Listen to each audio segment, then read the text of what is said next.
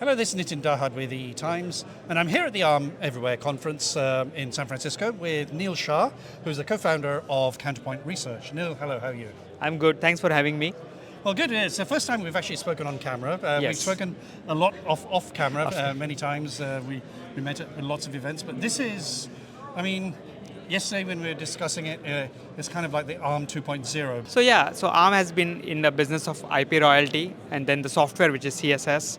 So they have been getting royalties per core from different chips, from edge to cloud, Yeah. right?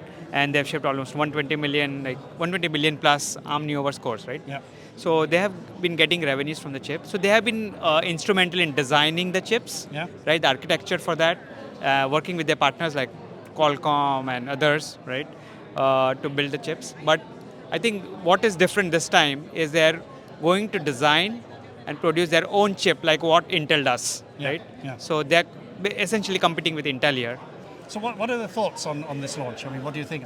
They have a lot of their partners, and it's Yeah. been here quite interesting. I think as Arm alluded that this is what their customer has been demanding. Yeah. And if you look at the line of customers which they're alluding to is mostly this AI hyperscalers, the Yeah. new breed like Meta, OpenAI, who wants to have a heterogeneous architecture in their data center, right? Yeah. So they are building their own accelerators, but those accelerators are still attached to the x86 CPU, Yeah, right? yeah. So now what they are saying that x86 is great, but it's not that power efficient.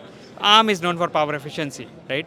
So Yeah. they are saying, can you provide us an alternative CPU to x86 so we Yeah. can diversify? Yeah, that's right, and I think that Rene Haas, the CEO, started the presentation like ARM is born out of this this whole history, pedigree of doing low power, Yeah. and that's kind of like putting all of the compute that's required for agentic AI now into that same envelope, Yes. the thermal, the power envelope. Absolutely. I think that is their differentiation point. And the other moot point is, I think, the software ecosystem. So Yeah. already, as we discussed, like the billions of ARM Neoverse chips have been shipped. They're using the software, which is the same software which will be used for this chip. So they don't have to reinvent anything. Exactly. Now, I spoke to a lot of people about, and some of the talk in the industry is about they're competing with their own customers. Right. But actually, I got a level of confidence speaking to people today, Yeah. thinking that's not actually the case, because Correct. people have been building heterogeneous systems for a long time. Correct. They might be developing their own custom chip, they might be developing their own CPU or accelerator, Yeah. but this is kind of accelerating that, and that was the point, I think, of this chip, isn't it? Yeah, absolutely. So what I see is there are a new crop of customers which are looking for heterogeneity, like you said.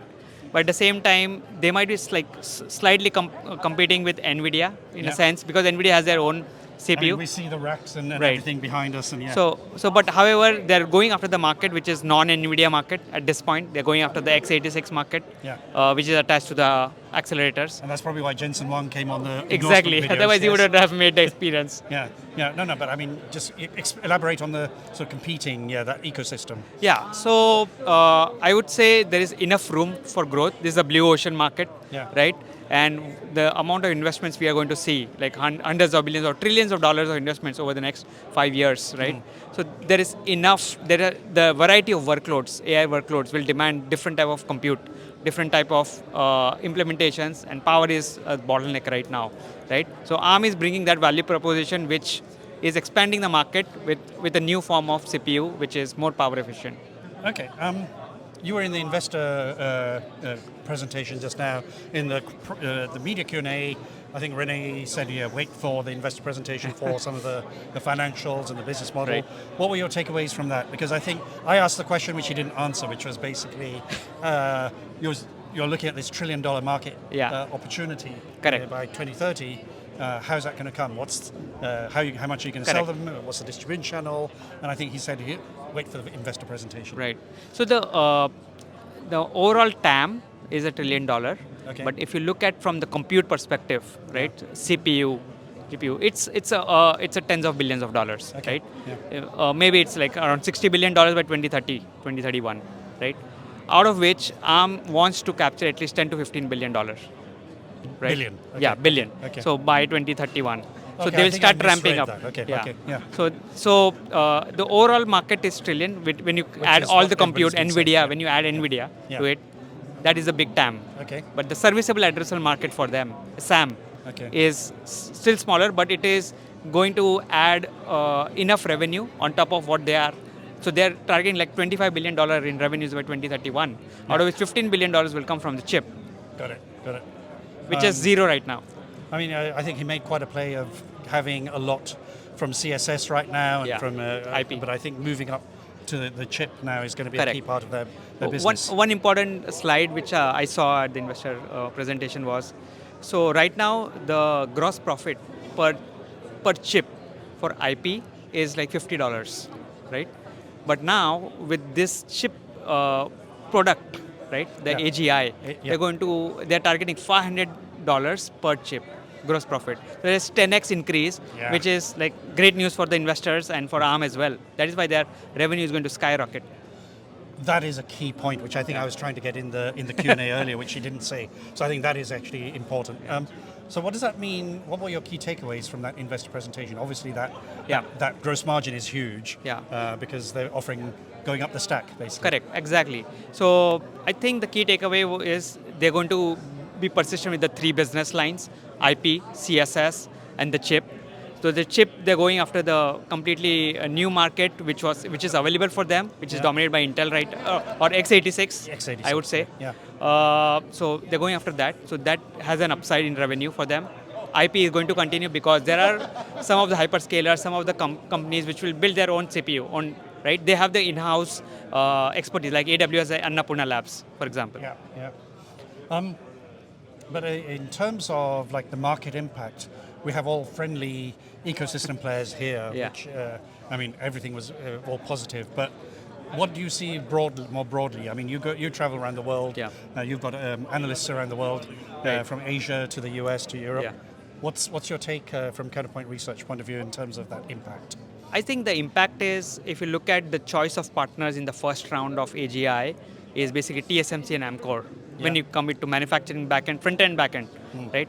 So obviously, as we go, other customers of theirs would say, okay, can you optimize it on Samsung Foundry? Can you optimize it with ASE, right?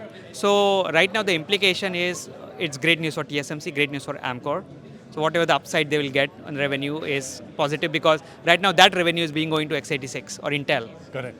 I mean, it's going to impact Intel quite a bit, and I think so, it will, because hyperscalers are building their own silicon, like Amazon with their own CPU. Yeah. But now those who have not been building, were reliant on x86, would actually go and go for this particular solution, which is more power efficient. Okay. Right? So, any other thoughts? Final thoughts, Neil? So I believe overall I like the strategy. I like the go-to-market approach for ARM, and so they have been building. They have been top of the chain, giving out IP and designing the entire architecture for the world, right? Yeah. In Yeah. everything, right, from like a doorbell to the data center. Got it. Yeah. Right? But now I think they have reached a stage where they see, okay, we can capture more value in the market. And that is what this strategy is about. They want to capture more value. Well, it'll be interesting to see what the wider ecosystem thinks. I think from what I'm hearing, it's probably going to be quite well received. Yeah, that is what I feel, because they're not exactly going and saying, okay, Nvidia, I'm going to take your share. In fact, they would, at some point, I think maybe work with Nvidia in some of their new systems, like LPX, for example, right? Yeah, It yeah. has a x86 CPU, Yeah. which is the Grok, Yeah. right? So maybe that would be replaced with this particular thing, Interesting. if Well, not Vera. yeah, well, I mean, he did talk about, I think Rene or Mohammed talked about the NVLink as well. So, NVLink, yeah, they were looking at So that. that open integration is also one of the big things. Well, good. Well, Neil, thank you very much. Thank you very much for having me. Thank you. Always a pleasure.